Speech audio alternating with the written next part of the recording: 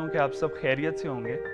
इब्तिदा रब ज़ुल जलाल के नाम से, जो कि कुरान मजीद में इरशाद फरमाते हैं सूरह शूरा की आयत नंबर 80 में, वाइज़ा मरिस्तु फहुव यशफीन, और वही अल्लाह है जो हम बीमार होते हैं तो हमें शिफा अता करता है। जिधर भी मेरी आवाज़ आ रही है, आप इस वक्त अफ्तारी कर रहे हैं, सैरी कर रहे हैं, सैरी का इंतज़ार कर रहे हैं या अफ्तारी का इंतज़ार कर रहे हैं, तो मैं आप लोगों की खिदमत में सलाम पेश करता हूँ। नाज़रीन, हमने ज़िंदगी के अंदर बहुत सारी मुख्तलिफ बीमारियों के नाम सुने हुए हैं। दुनिया के अंदर लाखों ऐसी बीमारियां हैं जो कि वजूद तो पाती हैं लेकिन उनके नाम तक हमें मालूम नहीं है। लेकिन एक ऐसी बीमारी है जो कि हमारे घरों के अंदर या फिर हमारे मोहल्ले ख़ानदान इतनी ज़्यादा शाये, इतनी ज़्यादा कॉमन है कि वो हमने बचपन से सुनी हुई है, जिसका नाम है डायबिटीज़। उर्दू ज़ुबान में उसे शुगर भी कहते हैं। आज प्रोग्राम नसीम ज़िंदगी का मौजू डायबिटीज़ है। हम इसके ऊपर बात करेंगे, हम देखेंगे कि डायबिटीज़ है क्या, आम जुबान में डायबिटीज़ किस चीज़ को कहते हैं, कौन सी ऐसी हालत है जो कि इंसान को खा जाती है, जो कि अच्छे भले इंसान की हालत ख़राब कर देती है, कौन सी ऐसी बीमारी है जो आहिस्ता आहिस्ता इंसान को मौत के दहाने तक ले जाती है अगर उसको अच्छे से इलाज ना किया जाए। हम देखेंगे कि इसको किस तरीके से मैनेज किया जाता है, हम देखेंगे कौन सी ऐसी चीज़ें हैं, वर्जिश किस तरीके से इसकी की जाती है। हम ये भी देखेंगे कि आया कि कौन से ऐसे खाने हैं जो इसके लिए मुफीद हैं, इस बीमारी के दौरान खाए जा सकते हैं, और कौन से ऐसे खाने हैं जो हमें नहीं खाने। इन सारी चीज़ों को देखेंगे। इसके साथ साथ हमारे साथ एक मारूफ डॉक्टर भी मौजूद होंगे, मेडिकल स्पेशलिस्ट, जो इस पर बात करेंगे, हमारे कुछ सवालात के जवाब देंगे, और हम पूरी तरीके से इस बीमारी को देखेंगे और ये भी देखेंगे कि इस बीमारी में होता क्या है। मैं आपको यकीन दिलाता हूँ कि प्रोग्राम के आखिर तक आप इसकी जो सी बेसिक बातें हैं, बुनियादी बातें हैं, वो जान जाएंगे। इन सारी बातों को हम देखेंगे और इंशाल्लाह फिर हम इस पे बात करेंगे। अभी हम चलते हैं एक सेगमेंट की तरफ। जैसा कि आज का मौजू हमारा है डायबिटीज़, शुगर की बीमारी। हम इतना सुन चुके हैं कि हमें पता ही नहीं है, अभी सुन के थक गए, लेकिन हमारे जितने नाजरीन अक्सर उनको ये नहीं पता कि इस बीमारी में होता क्या, असल क्या, इसके पीछे का क्या राज है। ऐसा होता है कि जब हम ग़ज़ा या खाना खाते हैं तो वो खाना हमारे अंदर मैदे में जाके हजम होने के बाद उसमें से जो ग्लूकोज होता है वो हमारे खून के अंदर शामिल होकर गर्दिश करने लग जाता है। जब खून के अंदर वो ग्लूकोज गर्दिश करने लग जाता है तो उसको अब सेल के अंदर जाने के लिए एक चाबी की ज़रूरत है जो कि आए, सेल को खोले और फिर वो ग्लूकोज अंदर जाए। चाबी क्या है? इंसुलिन, जो कि हमारा लबलबा, बदन के अंदर एक ऑर्गन है लबलबा, वो उसको रिलीज करता है। चाबी आएगी, खोलेगी, फिर ग्लूकोज अंदर जाएगा, इस्तेमाल होगा, हमारी बॉडी को एनर्जी देगा। अगर चाबी ही मौजूद नहीं होगी तो ग्लूकोज घूमता रहेगा और हमारे मुख्तलिफ शरियानों को नुकसान पहुँचाएगा, और छोटी छोटी जो वेसल्स हैं वो ख़राब होने लग जाएंगी, न्यूरोपैथी हो जाएगी, नेफ्रोपैथी हो जाएगी। ये आपने सुनी हुई है। यहाँ पर एक सेगमेंट शामिल करेंगे, फिर इस पर बात करते हैं। नाज़रीन, जैसे कि हम डायबिटीज़ के ऊपर बात कर रहे हैं, तो जो शुगर की बीमारी है उसकी दो इकसाम है। पहली डायबिटीज़ टाइप 1। इस बीमारी के अंदर क्या होता है कि हमारा जो ये मौरूसी बीमारी है, और दूसरी डायबिटीज़ टाइप 2 जो कि मौरूसी नहीं है। टाइप 1 बीमारी ऐसी है जो वालिदैन से जीन्स के ज़रिए बच्चों में जाती है। अगर जीन में कोई ऐसा मसला होता है तो वो जीन के मसले की वजह से हमारा सिस्टम में दिफाई जोन सा, हमारा जो बदन के अंदर इम्यून सिस्टम होता है वो ख़राब हो जाता है, जो कि बैक्टीरियाज के ख़िलाफ़ लड़ता है।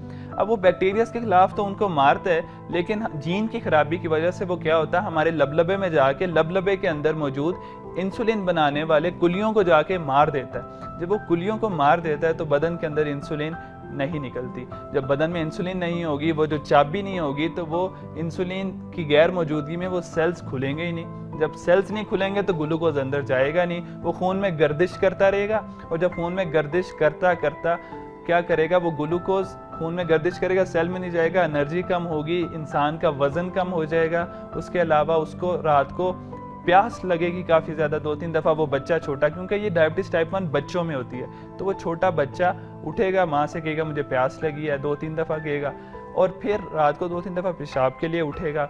इसके अलावा थका रहेगा, खेलने के फ़ौरन बाद हल्का सा खेलेगा, थक जाएगा। तो ये डायबिटीज़ टाइप 1 है।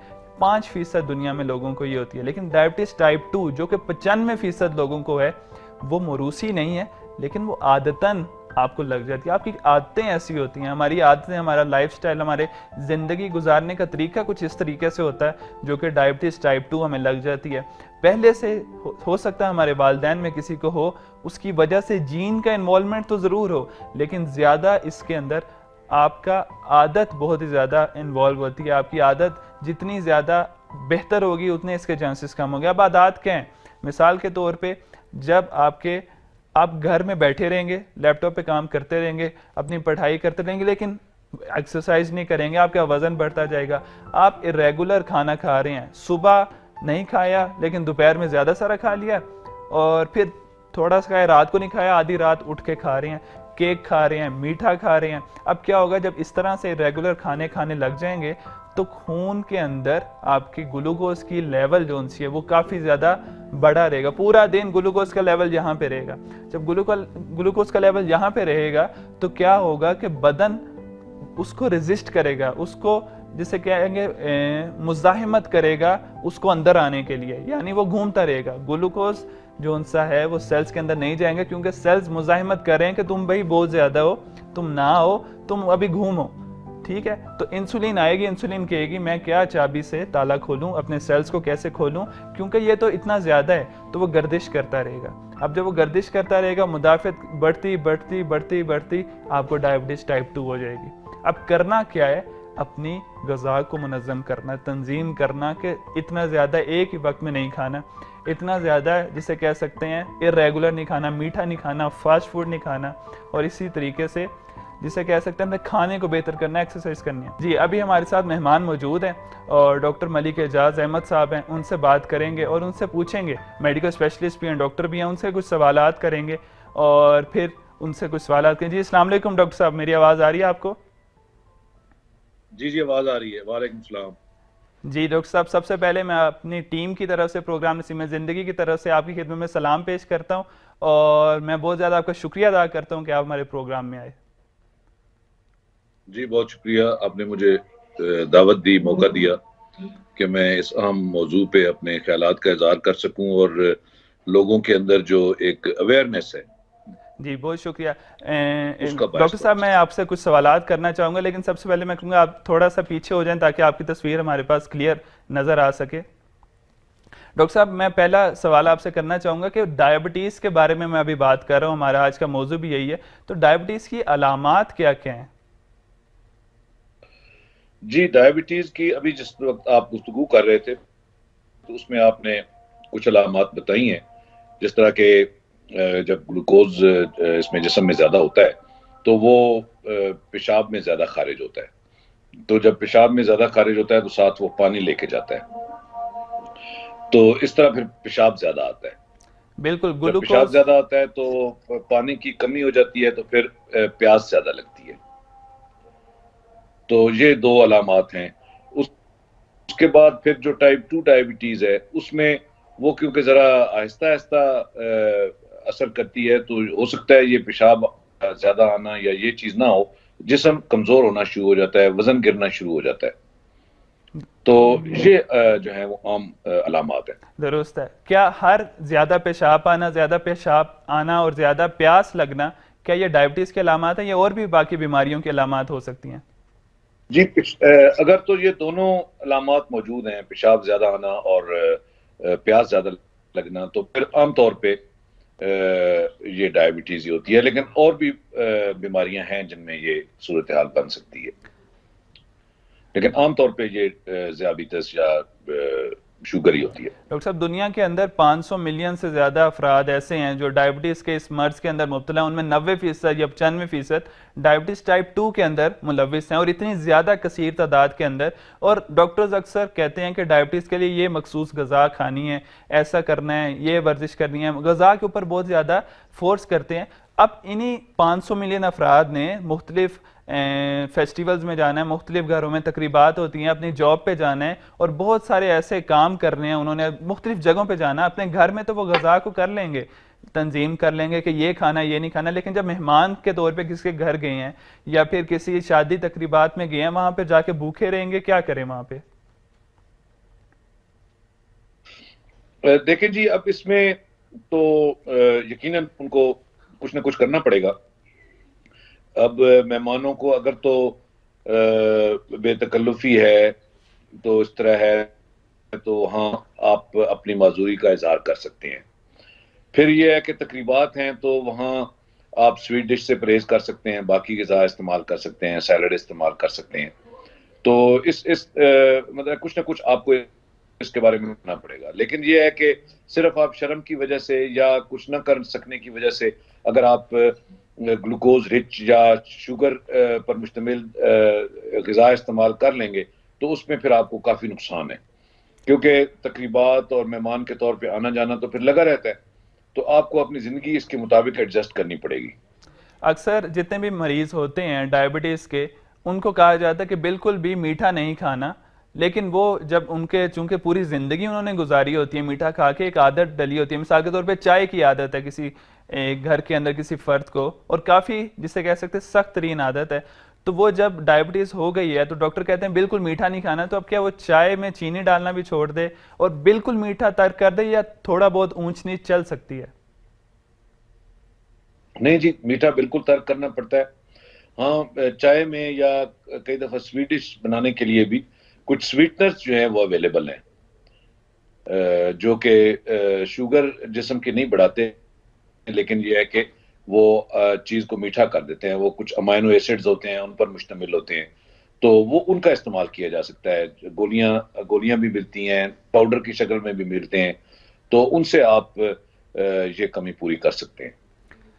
अक्सर अफराद हमारे इलाके लेकिन में या मीठा जो हमारे है इर्द वो गिर्द, बिल्कुल मना है। जी डॉक्टर साहब, अक्सर अफराद जो हमारे इर्द गिर्द हमें नज़र आते हैं, कुछ ऐसे होते हैं जो उनसे पूरी तरीके से इंसुलिन नहीं लगाते या खाने का इज्तनाब नहीं करते। वो मिसाल के तौर पे कुछ ऐसी बातें करते हैं जो कि देखने में भी आया कि खाते हुए इंसान को मरना चाहिए, यानी ये ना हो भूखा रह के मरे, मरना तो है लेकिन क्यों ना खा के ही मरा जाए, इस तरह की बातें करते हैं। फिर वो कहते हैं मुझे कुछ भी नहीं हो रहा है, मेरी शुगर 600 रहती है लेकिन मैं फिर भी ठीक हूँ। जिन लोगों की 200 है वो बेचारे चारपाई पर डले हुए हैं। तो क्या वो अफराद, उनको क्या ये नहीं मालूम कि कितनी आहिस्ता आहिस्ता ये बीमारी हमें खा जाती है और आहिस्ता आहिस्ता हमारी जानलेवा हो जाती है? हाँ जी, बस इसमें जो डायबिटीज़ ऐसी बीमारी है कि जब भी डॉक्टर के पास मरीज़ का विज़िट हो, तो डॉक्टर को चाहिए कि इसके बारे में कुछ न कुछ नई मालूमात जो है वो पेशेंट के गोश-गुज़ार करे, और जो पुरानी मा मालूमात हैं और जो ज़रूरी मालूमात हैं, वो मरीज़ को बताते रहें।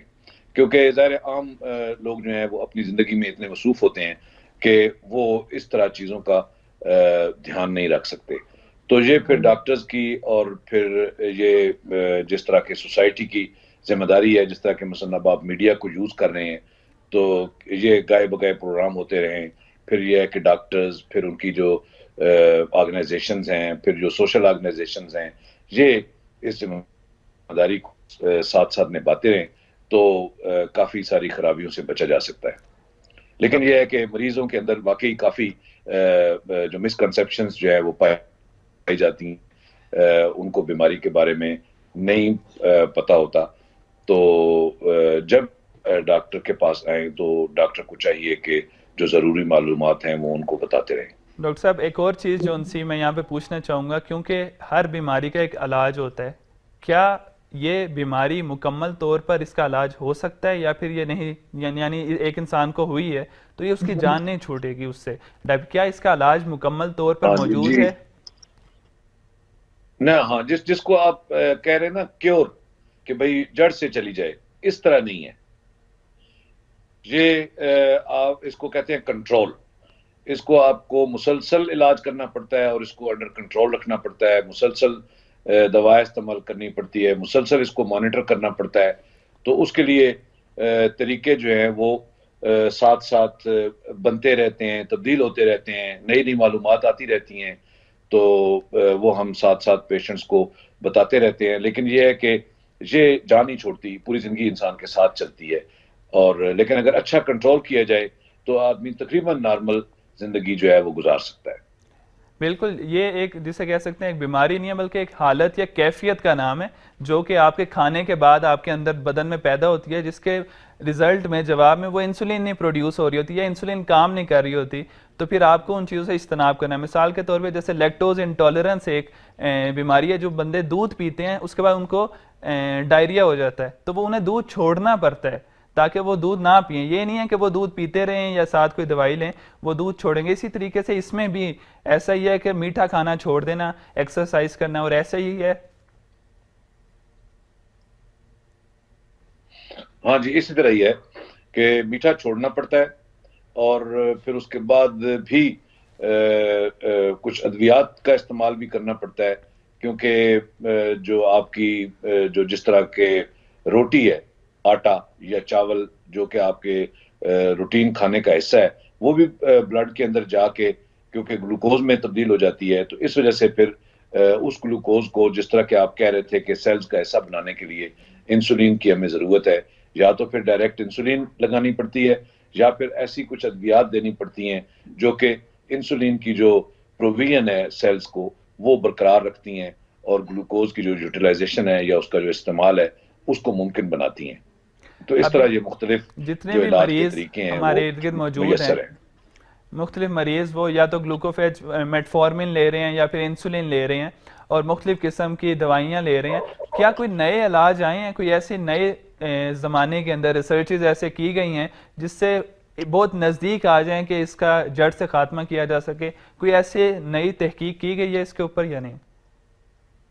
हाँ, इसमें तहकीक होती रहती है और इसमें वो एक कंडीशन है जिसको कहते हैं कि ट्रांसप्लांटेशन, पेंक्रियाज की ट्रांसप्लांटेशन। जिस तरह के किसी के बंदे के गुर्दे फेल होते हैं तो उसको किसी दूसरे इंसान का गुर्दा लगा दिया जाता है, तो वो उसका काम तकरीबन नार्मल चलना शुरू हो जाता है। इसी तरह जो पेंक्रियाज के जो सेल कुछ कुछ देर पहले आप जिक्र कर रहे थे कि जो इंसुलिन पैदा करने वाले सेल्स हैं, आइलेट्स हैं, उनको कहते हैं आइलेट्स ऑफ लैंगरहैंस। तो उनकी जो ट्रांसप्लांटेशन है उस पर काम हो रहा है, लेकिन यह है कि कोई अभी तक कोई खातिर खा कामयाबी नहीं हुई। लेकिन यह है कि जो नई नई अकसाम की ड्रग्स जो हैं वो बहरहाल अवेलेबल हैं। पहले मेटफॉर्मिन और सल्फोनाइल यूरिया की जिस तरह दूसरी ड्रग्स हैं, जिस तरह के एमरेल है या डायोनिल है, ये अवेलेबल हुआ करती थी। लेकिन यह है कि अब जो रिपर्टायर है वो हमारे पास काफ़ी है, काफ़ी किस्म की अद्वियात जो हैं वो अब अवेलेबल है। डॉक्टर साहब, आखिर में जो आखिर सवाल मैं आपसे करना चाहूँगा, बहुत सारे लोग ज़िंदगी पिछले 10 सालों से 15 सालों से इंसुलिन के वो इंजेक्शन लगा के थक चुके हैं, मायूस हैं। उनके लिए कोई आप पैगाम, उम्मीद भरा पैगाम देना चाहें जिसमें उनको उम्मीद मिले, एक मुस्बत सोच मिले, उस बारे में आप कुछ कहना चाहेंगे? उसमें यह है कि जी इंसुलिन, पहले ये होता था कि इंसुलिन के इंजेक्शंस थे जो कि दिन में 3 या 4 दफ़ा लगाने होते थे। अब इस तरह के इंजेक्शंस भी अवेलेबल हो गए हैं जो कि आप 24 घंटे में 1 दफ़ा लगाते हैं। फिर इस तरह की भी इंजेक्टेबल जो इंसुलिन तो वो नहीं है, लेकिन यह है कि वो और यानी टीके के ज़रिए लगाने वाली अद्वियात आ गई हैं जो कि आप हफ्ते में 1 दफ़ा लगा के तो उससे भी गुजारा हो जाता है और आपकी जो वो शुगर है वो नॉर्मल रहती है। तो अब इस तरह की जो नई नई तहकीकात हो रही हैं और जो नई नई रिसर्च हो रही है, तो उसके साथ साथ नई नई ड्रग्स आ रही हैं और तकरीबन नियर नॉर्मल जो ज़िंदगी है वो शुगर के मरीज़ गुजार सकते हैं। और जो दवाइयाँ हैं वो भी बहुत ज़्यादा नुकसानदेह नहीं हैं, बेज़रर दवाइयाँ हैं, तो उनसे भी उनकी ज़िंदगी बड़ी अच्छी गुजर सकती है। सिर्फ ये है कि उनको एक ये हिम्मत का मुज़ाहरा करना होगा और इसके साथ ज़िंदा रहने के लिए अपनी ज़िंदगी के और अपनी मामूलात में कुछ हल्की फुल्की तब्दीलियाँ करनी होंगी। बिल्कुल, मायूसी बिल्कुल इलाज नहीं है इस चीज़ का, बल्कि उसको अकल के साथ उसको सॉल्व करें उस मसले को। बहुत शुक्रिया डॉक्टर साहब आपका, आपने बहुत ज़्यादा मुफीद गुफ्तगू की, हमारे जो सवालात थे उसको बहुत अच्छे तरीके से आपने बताया। इंशाल्लाह फिर आपसे मुलाकात होगी किसी और प्रोग्राम में। अभी हम आपसे इजाज़त चाहते हैं। अल्लाह हाफिज़। जी बहुत शुक्रिया। बहुत शुक्रिया। जी नाजरीन, ये थे डॉक्टर मलिक एजाज अहमद साहब, पाकिस्तान से डॉक्टर, मेडिकल स्पेशलिस्ट। उन्होंने बहुत ज़्यादा मुफीद गुफ्तगू की। उन्होंने बताया कि डायबिटीज़ के अलामात क्या, उन्होंने बताया कि किस तरीके से डायबिटीज़ को ट्रीट किया जा सकता है और उन्होंने ये बताया कि ये बीमारी कंट्रोल की जा सकती है, क्योर नहीं की जा सकती अभी तक, आज की डेट तक इसको कंट्रोल करना है, क्योंकि हालत और कैफियत का नाम है। और ये आपके खाने के बाद आपके बदन के अंदर, जो खून के अंदर शुगर का लेवल हाई हो जाता है, उसके जवाब में इंसुलिन जो निकलती है वो काम नहीं कर पाती, फिर हम बाहर से इंसुलिन लगाते हैं। वो इंसुलिन किसी भी शक्ल में हो सकती है, दवाई की सूरत में भी हो सकती है, जो कि हमारे लबलबे को इंक्रीज करे, उसको स्टिमुलेट करे कि वहाँ से इंसुलिन निकले, या खुद हम इंसुलिन लगाते हैं इंजेक्शन के ज़रिए, जो कि हमारे खून के अंदर वो जो शुगर होती है, ग्लूकोज होती है, उसको कंट्रोल करे और उससे फिर हमारे जो उसकी पेचीदगी हैं वो ना हो। और यहाँ पर अभी हम एक सेगमेंट शामिल करते हैं, फिर इस पर तफसील से बात करते हैं। नाज़रीन, हम डायबिटीज़ के ऊपर बात कर रहे थे। अक्सर डॉक्टर्स के पास जब जितने भी डायबिटीज़ के मरीज जाते हैं, वो डॉक्टर्स कहते हैं वर्जिश करें। तो डॉक्टर्स का ये मतलब नहीं होता कि आप एक पूरी तरह स्पोर्ट्समैन बन जाए, कोई जिसे कहते हैं प्रोफेशनल फुटबॉल प्लेयर बन जाए। उनका सिर्फ ये मतलब होता है कि आपको कम से कम 3 से 4 दिन हफ्ते में हर रोज़ आधा घंटा ज़रूर इस तरह की वर्जिश करें कि आपको पसीना आए, आपका सांस फूले, ताकि आपका दिल आपके हर बदन के कोने कोने तक खून वहाँ पर मुहैया करे। उससे क्या होगा, उससे आपका बदन के अंदर जो चर्बी है वो कम हो जाएगी। आपके जो उनसे इंसुलिन को जाके वो जो सेल को लगती है, वहाँ पर मौजूद जिनको डायबिटीज़ टाइप 2 है, उनके जो सेल्स के ऊपर मौजूद वो जो रेजिस्टेंस था, वो जो उसको मुज़ाहिमत कर रहे थे वो सेल्स, वो कम हो जाएगी। इंसुलिन अपना वर्क ज़्यादा अच्छा करने लग जाएगी। आपका वज़न कम हो जाएगा। वज़न कम होने से आपको सिर्फ डायबिटीज़ क्या, बहुत सारी और बीमारियां जिनमें हाइपरटेंशन, जैसे बीपी की बीमारी, ब्लड प्रेशर जिसे कहते हैं, वो भी बेहतर होगा। आपके अंदर एतमाद बिन नफ्स ज़्यादा हो जाएगा, आपके अंदर जिसे कह सकते हैं कॉन्फिडेंस ज़्यादा हो जाएगा। आप उसको बहुत सारी मुख्तलिफ बीमारियों का इलाज भी समझ सकते हैं वर्जिश को। इसके साथ साथ डॉक्टर्स कहते हैं कि कौन सी ऐसी ग़िज़ाएँ खानी है और कौन सी ऐसी हैं जो नहीं खानी। तो आपको सिर्फ और सिर्फ ये देखना है कि हर वो ग़िज़ा जो कि आर्टिफिशियल शुगर जिसके अंदर है, चाहे वो केक है, चाहे वो आपके सामने पेस्ट्री है, या कोई ऐसा बंद है जो मीठे बंद मिलते हैं, बर्गर होते हैं मीठे, या कोई ऐसी मीठी चीज़ है जो कोई आर्टिफिशियल शुगर से बनी हुई है, वो तो बिल्कुल आपके लिए जहर है, आपने खानी ही नहीं है। इसके अलावा कुछ मीठे फ्रूट हैं, कोशिश कीजिए उनको ज़्यादा मत खाइए और इज्तनाब कीजिए, मीठे को बिल्कुल कम कर दें और मत खाएं। प्रोग्राम का इख्तिताम मैं करता हूँ। इंशाल्लाह मैं उम्मीद करता हूँ कि जो कुछ मैंने आपको डायबिटीज़ के बारे में बताया आपको समझ आया होगा, और फिर इंशाल्लाह मुलाकात होगी। अभी के लिए खुदा हाफिज़।